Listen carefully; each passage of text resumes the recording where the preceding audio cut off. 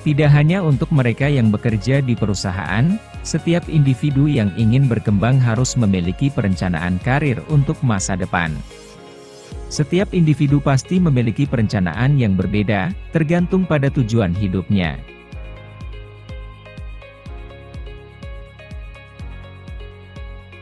Agar perencanaan karir Anda berhasil, buatlah rencana dengan memenuhi kriteria spesifik, measurable, achievable, realistis, dan time-bound atau dikenal dengan SMART.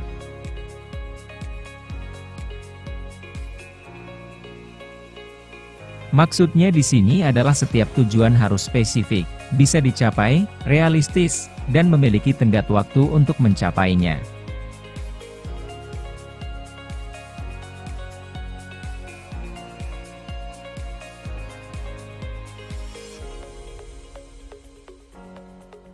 Hal yang harus dipersiapkan sebelum melakukan perencanaan karir. Sebelum mempelajari contoh perencanaan karir 5 tahun ke depan, sebaiknya Anda terlebih dulu mengenal visi, kekuatan, dan kelemahan.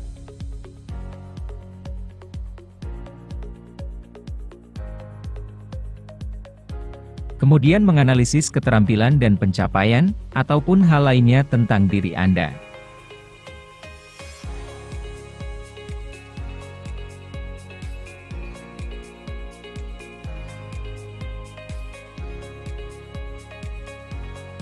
Visi. Rencana karir yang baik diawali dengan mengetahui apa visi Anda di masa mendatang. Setidaknya dalam jangka waktu 5 hingga 10 tahun ke depan.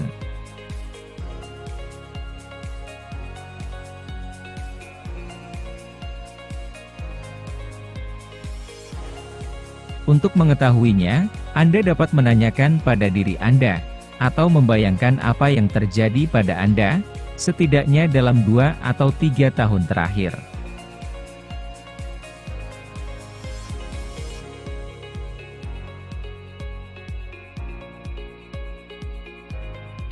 Mengenali diri sendiri. Dari visi yang telah ditentukan, bangunlah langkah berikutnya dengan mengenali kekuatan serta kelemahan diri sendiri.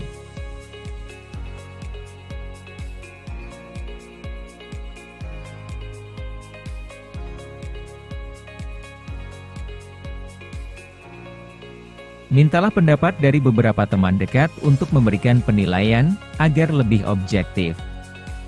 Gunakan penilaian tersebut sebagai bahan pertimbangan saja. Selanjutnya, kembalikan pada diri Anda, poin mana yang menjelaskan tentang Anda yang sebenarnya.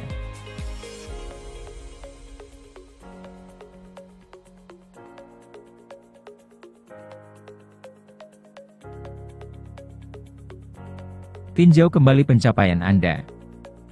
Meninjau pencapaian atau prestasi masa lalu juga membantu memberikan gambaran untuk perencanaan masa depan.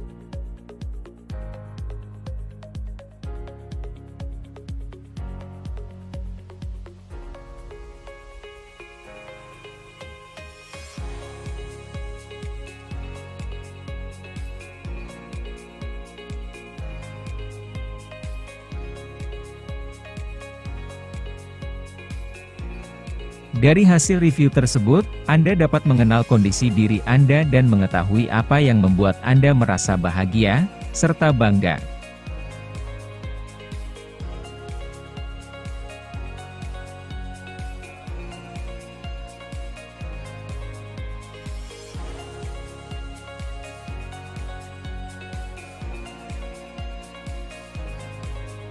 Keterampilan. Untuk membantu proses membangun karir, catatlah semua keterampilan yang Anda kuasai. Baik itu keterampilan digital milenial, maupun keterampilan sukses milenial. Tujuannya agar Anda mampu menyesuaikan karir yang berhubungan dengan keterampilan tersebut.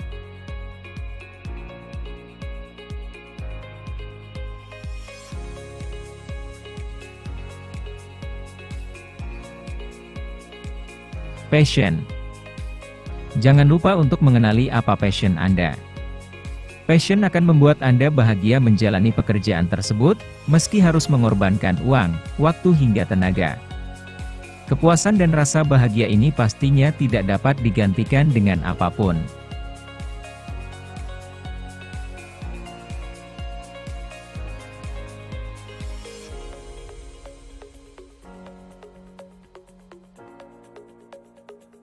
Target pencapaian karir. Di sini Anda akan ditanya perihal bagaimana karir yang ingin Anda capai di perusahaan tersebut dan berapa lama waktu yang Anda targetkan. Ingat, Anda harus memberikan jawaban secara jelas dan masuk akal tentunya.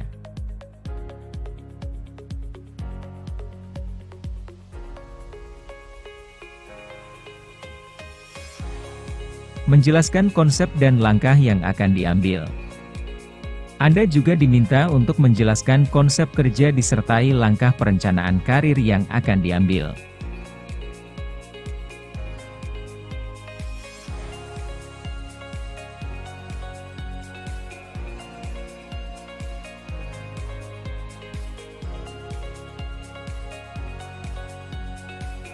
Di sini perusahaan setidaknya bisa menilai sejauh mana Anda akan membawa perubahan pada posisi yang Anda tempati di perusahaan.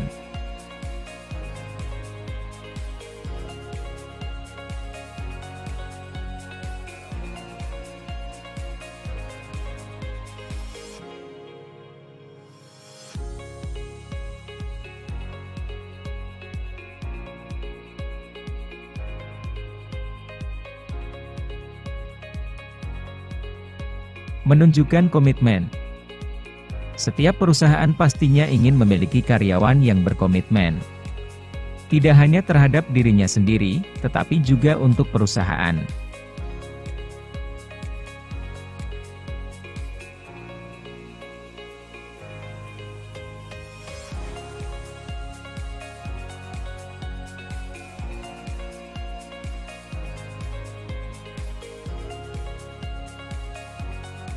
Terbuka dengan wawasan baru. Pekerjaan baru adalah tantangan yang pastinya membutuhkan keterampilan. Pastikan Anda siap dengan wawasan baru untuk mengatasi setiap permasalahan yang mungkin saja dihadapi.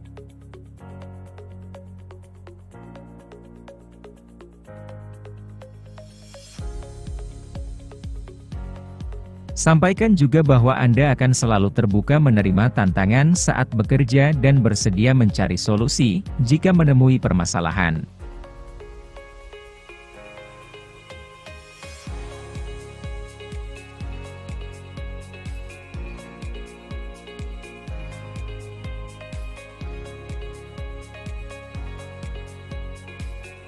Bagian terpenting ketika menjawab pertanyaan wawancara adalah sesuaikan dengan apa yang Anda dan perusahaan tersebut harapkan.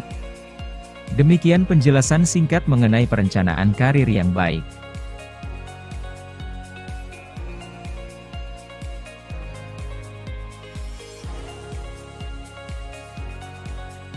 Di sekolah, pasti kalian tahu guru BK atau bimbingan dan konseling. Selama ini guru BK identik dengan menangani siswa-siswi yang nakal saja.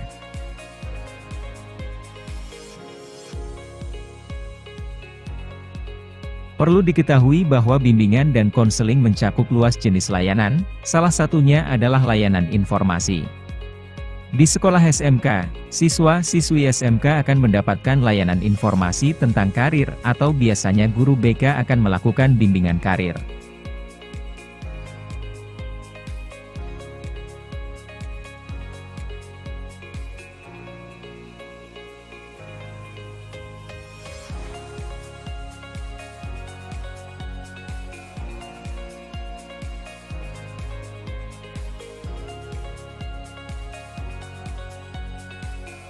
Mengapa bimbingan karir perlu dilakukan di sekolah? Program bimbingan karir di sekolah bertujuan untuk membantu peserta didik dalam merencanakan karir di masa mendatang.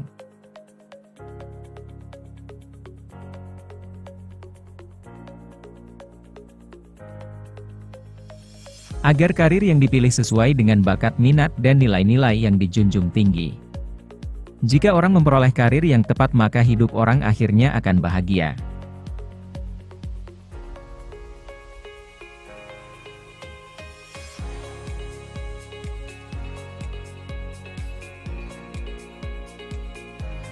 Dalam layanan ini, kepada peserta layanan disampaikan berbagai informasi. Informasi itu kemudian diolah dan digunakan oleh individu untuk kepentingan hidup dan perkembangannya.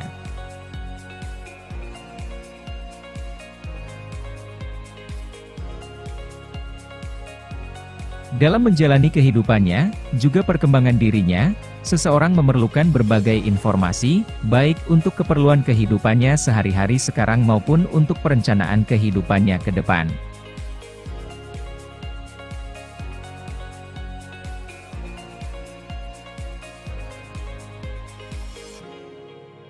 Informasi ini dapat diperoleh dari berbagai sumber, dari media lisan melalui perorangan, media tertulis dan grafis, melalui sumber formal dan informal, sampai dengan media elektronik melalui sumber teknologi tinggi.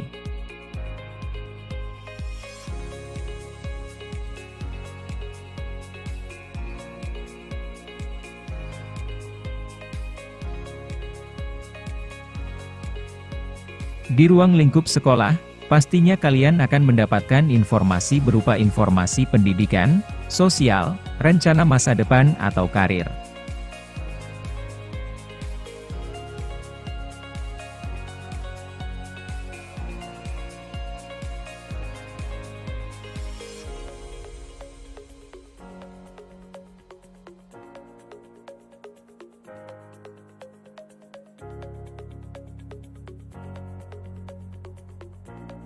Nah, kalian yang saat ini sudah menduduki bangku sekolah SMK, mulai saat ini harus mampu mempersiapkan rencana karir kalian sesuai dengan kemampuan dan bakat kalian masing-masing.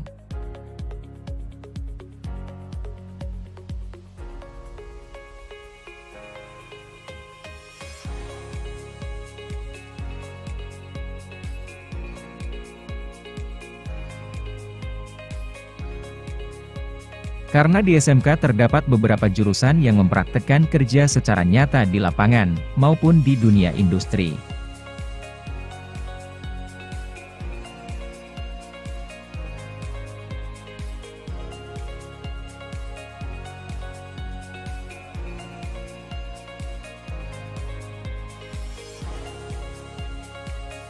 Beberapa keunggulan dari sekolah SMK, antara lain: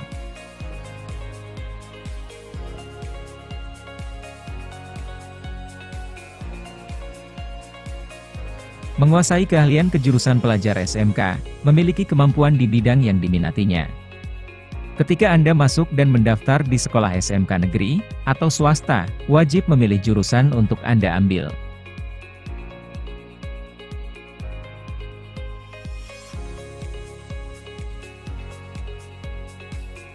Jurusan yang Anda pilih menjadi pelajaran yang akan ditargetkan dan akan Anda pelajari. Keahlian yang sering banyak diambil oleh anak yang baru mendaftar di SMK banyak sekali.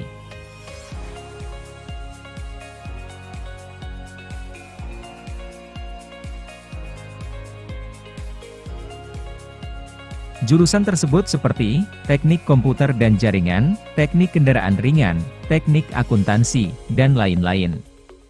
Setiap sekolah memiliki kejuruan yang berbeda-beda.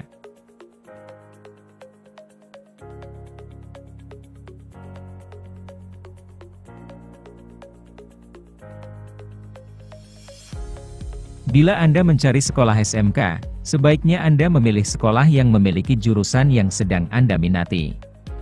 Sekolah SMK mengutamakan anak didiknya handal dalam keahliannya.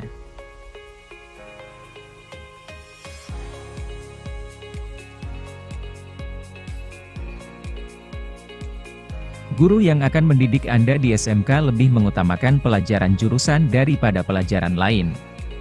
Waktu belajar pelajar SMK sama saja dengan pelajar SMA, namun dalam pelajaran teori praktek, anak SMK lebih unggul.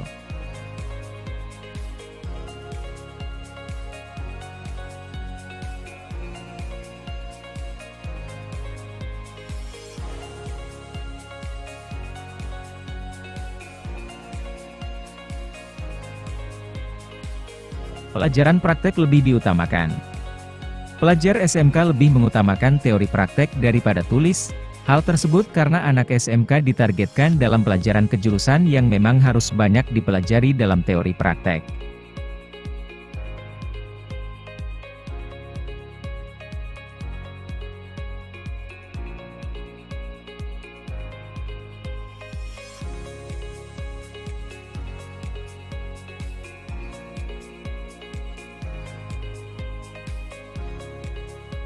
Pelajaran anak SMA, yakni sama saja seperti pelajar SMK, yang jadi kelebihannya, anak SMK memiliki tambahan pelajaran keahlian dan mempunyai teori lebih banyak daripada pelajaran lainnya.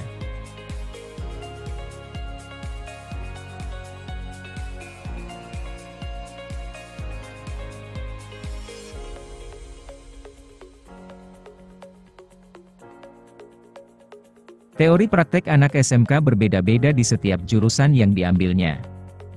Bila Anda salah satu pelajar SMK, pasti tahu praktek apa saja yang banyak Anda pelajari di sekolah.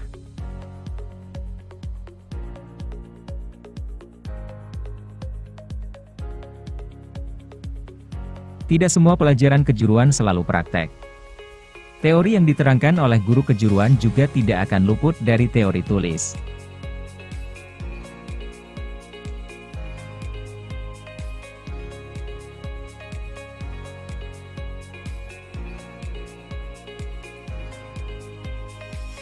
Teori pelajaran tulis selalu diawali terlebih dahulu sebelum Anda mendapatkan teori praktek.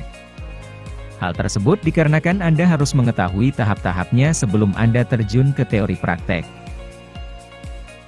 Supaya Anda tidak bingung dan kerepotan saat memulai pelajaran praktek.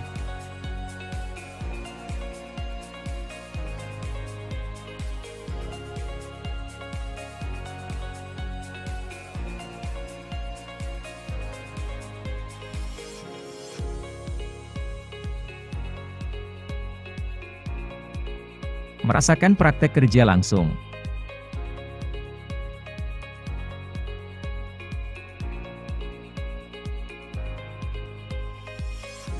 Hal yang dirasakan oleh pelajar SMK, yakni akan diwajibkan melakukan praktek kerja industri, prakerin.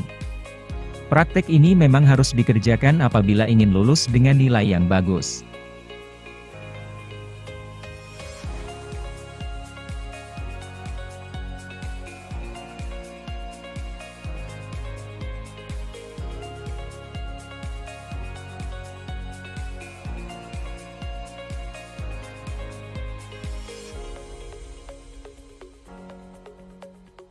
Prakerin akan dilakukan oleh pelajar SMK ketika duduk di bangku kelas 2, namun ada juga sekolah lain yang melaksanakan prakerin di kelas 3.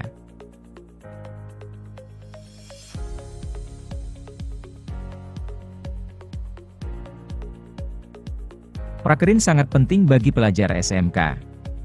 Manfaat prakerin agar Anda bisa mengerti dan mengetahui cara menjadi seorang pekerja atau karyawan di sebuah perusahaan.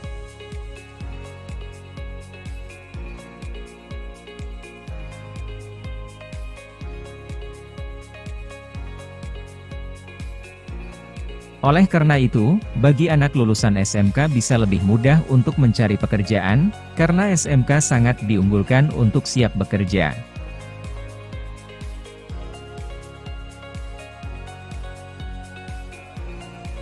Siap untuk bekerja setelah lulus SMK.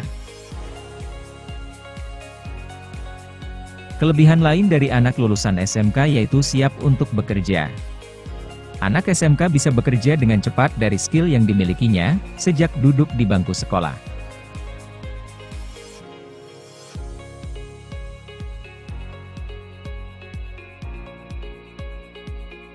Peluang bekerja lebih besar bila dibandingkan anak lulusan SMA.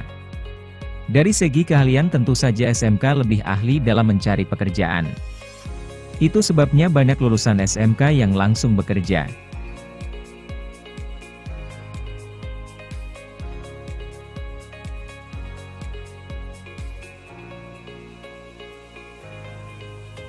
Jumlah pengangguran yang sekarang ini lebih banyak dari tahun ke tahun membuat anak pelajar SMK semakin giat dalam belajar.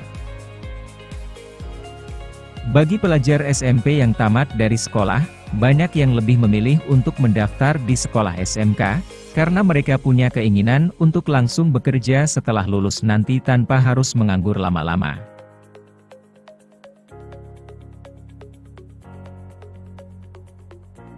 Peluang membuka usaha lebih mudah. Setiap orang pasti beda keyakinan dalam mencari dan memilih jalan kehidupan atau karirnya.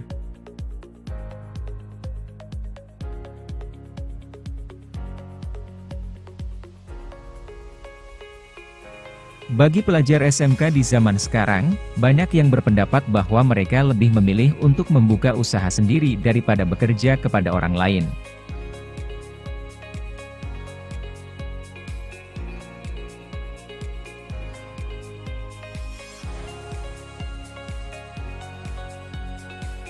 Memang dalam membuka usaha, tentu saja membutuhkan modal awal. Tetapi dalam mencari modal usaha, bisa lebih mudah didapatkan kalau mereka punya keinginan yang tinggi.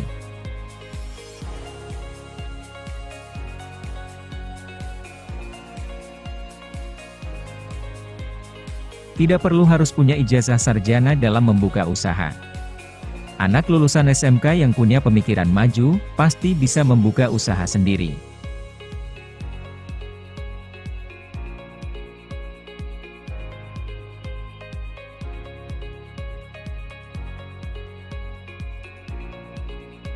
Dengan bekal keahlian yang dimilikinya sejak duduk di bangku sekolah, membuat pelajar SMK memiliki ide yang jenius untuk memanfaatkan skill yang dimilikinya.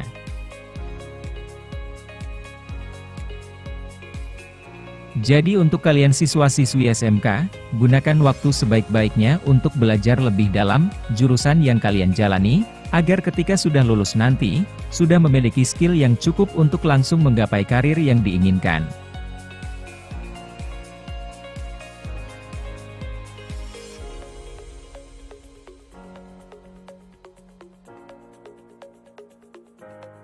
Masa SMK itu bukan waktunya seperti masa SMP, tetapi di bangku SMK, kalian sudah harus menyadari masa depan yang penting dan meraihnya dengan berbagai pelajaran, praktek serta pengalaman demi pengalaman yang nanti kalian lakukan.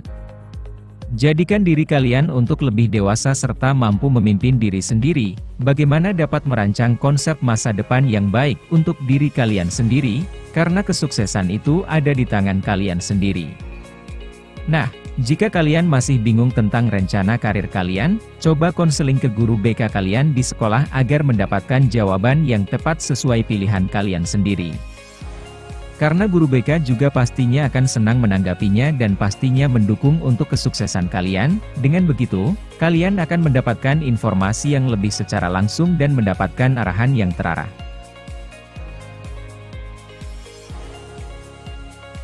Sekian penjelasan dari kami. Kami atas nama kelompok 3, mengucapkan banyak terima kasih.